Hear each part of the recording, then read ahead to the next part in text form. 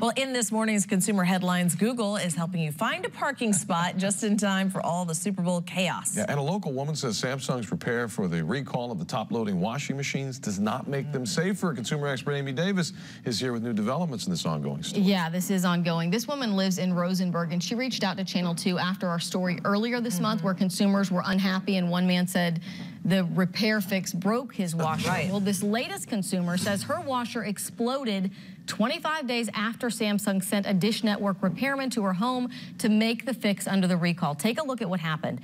This is her washer after the explosion. You can see the top not quite on there. She said it blew the top up 18 inches. You can see in another picture, metal on the side is banged up. It put multiple holes in her sheetrock, dented her dryer and refrigerator that were next to the washer.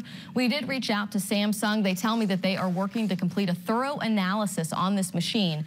Samsung says that they mailed the customer a new label that she was instructed to affix to her machine. All of consumers are getting these. It goes over the options on the washing machine. The label tells consumers to wash bedding and heavy items only on delicate. So we can see from the picture that the consumer sent us that that label was not affixed. It would go over around that dial there, but we don't know what she was washing or what cycle she was using when the machine exploded. Still, consumers say it shouldn't happen. It shouldn't be allowed to happen. In a statement, Samsung wrote in part, since announcing the recall with the U.S. Consumer Product Safety Commission, we have successfully completed hundreds of thousands of in-home repairs, but that it does regret this customer's experience. Also this morning, we received a statement from the chairman of the CPSC that reads in part, CPSC is currently investigating an incident in Texas that appears to have occurred after the unit was repaired. We are taking this matter seriously and moving quickly to understand what happened.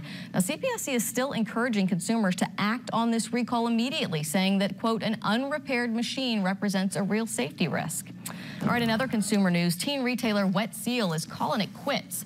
According to the Wall Street Journal, the mall-based retailer is planning to close all of its 171 remaining stores after several bankruptcies and failing to find a buyer. So that includes 5 stores right here in our area.